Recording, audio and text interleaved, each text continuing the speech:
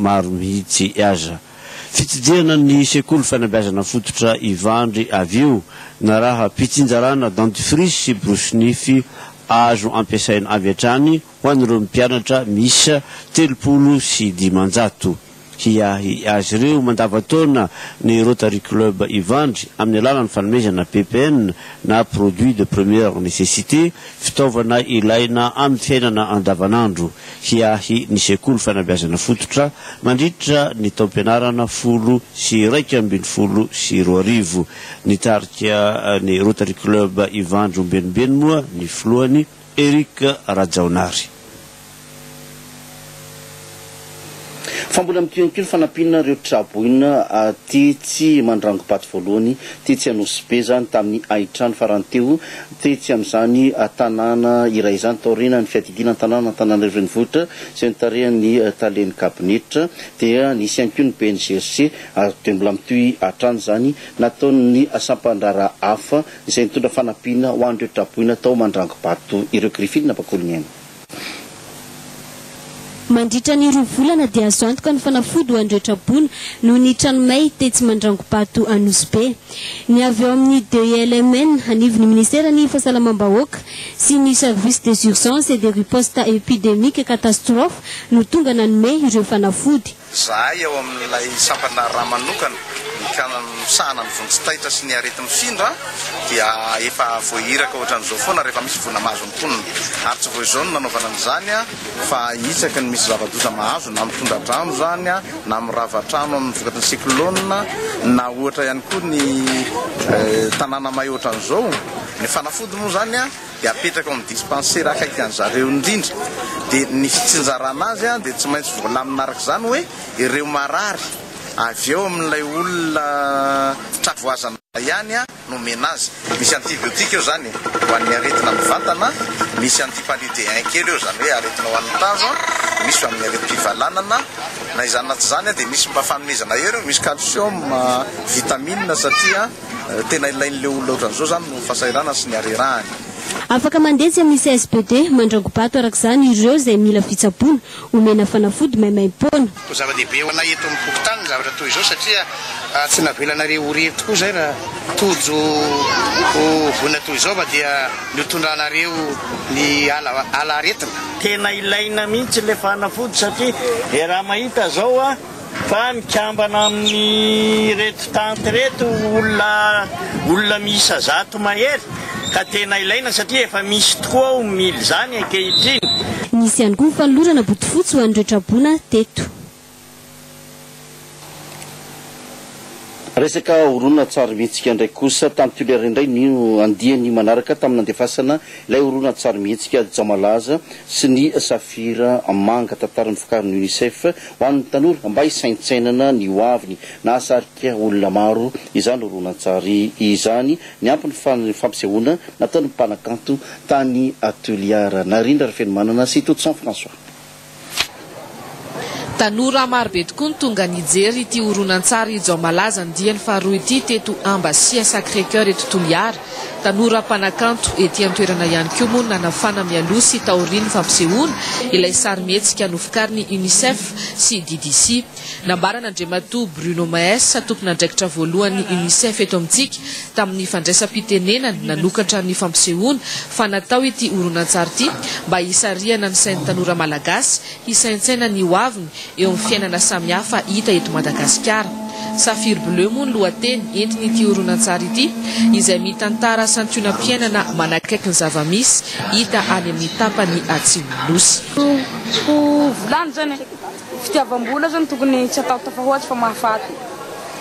Safir eny ina avao zany hamono vatanao aloha engany eny sady misy fitiavam-pela koa tao fitiavam-pela zany tokony tsy atao trop loatsy. Indrindra ny vola tena mamitaka atsika ety ambony tany. Soa satria misy anatsy anatiny ao koa amin'ny resaky fitiava Safira ty mahafaty. Noho tsy fahalalana izy dia lasa mbo kelikely dia efa niteraky. Dia lasa tsy maintsy nanana engagement izy zany amelony anany regny dia tsy afaka nanao nino izy. Ny ampiten'ny tanora maro anisy ka ilazan'ny olana sy ny vahaolana samihafa avy amin'izy ireo no tanjon'ny UNICEF mba andraisany antanana ny fanomanana ny hoaviny.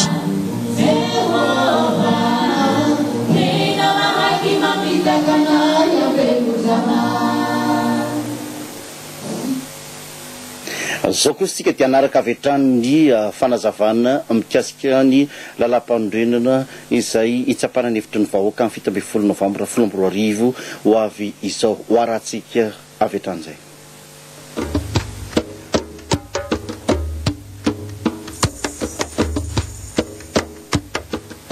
Ny zana-dohateny faharoa ny amin'ny zo sy adidy momba ny toe-karena sy sosialy ary kulturaly.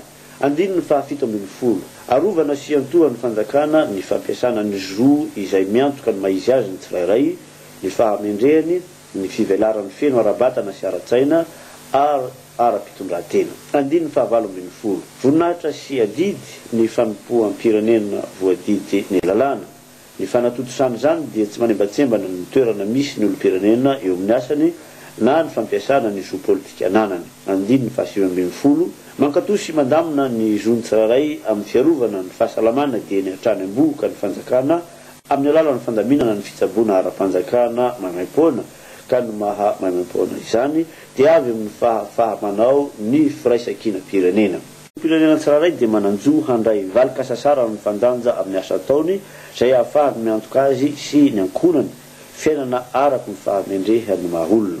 Andininy fahatelopolo miezaka ny fanjakana hiahy ny filany olo-pirenena rehetra izay mety ho tsy afaka miasa noho ny taonany na noho ny kilemany arabatana na ara-tsaina ka izany dia amin'ny alalany firotsahany androm-panjakana na antokon-draraha miendrika sosialy antsehatra. Andininy faharaiky amin'ny telopolo eken'ny fanjakana ny zo mpiasa tsirairay hiaro ny tombotsony amin'ny alalany hetsika sendikaly ary indrindra amin'ny alalany fahalalahana hanangana sendika alalaka ny fidirana amina sendika. Andininy faharoa amin'ny telopolo zo ny mpiasa tsirairay indrindra amin'ny alalany solotenany ny mandray anjara amin'ny famaritana ireo fitsipika sy fepetra momba ny asa. Andininy fahatelo amin'ny telopolo ekena ny zo hanao fitokonana nefa izany dia tsy tokony hanohitohina ny fampandehanana ny asam-bahoaka na ny tombotsoa fototry ny firenena. Ny fepetra hafa fampiasana io zo io dia fera ny lalàna. Andininy fahaefatra amin'ny telopolo iantohan'ny fanjakana ny fananany tsirairay zo hanana fananana manokana.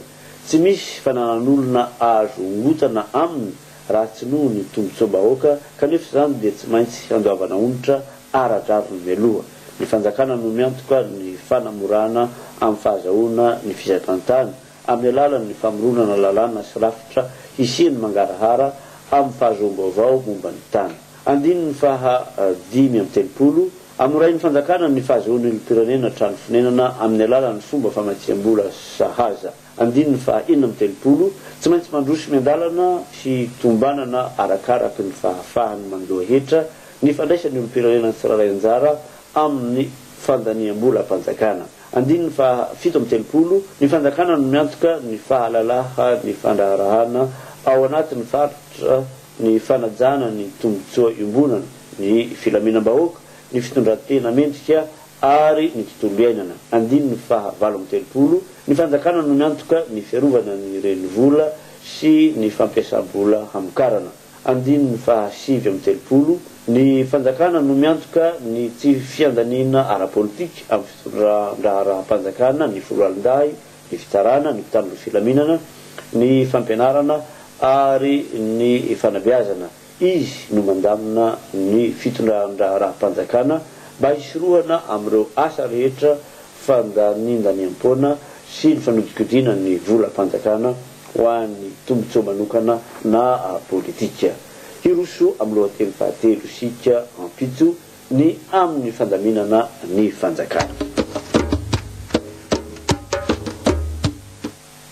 Zay ny kunetsika mamarina ny vaovao an-tsara amin'izao alina izao ho avy eo iaingo sy lofinena randriamanantsara anolotra ny vaovao amin'ny teny frantsay ny tena kosa ho amin'ny raha ampitso ariva indray veloma tompoko.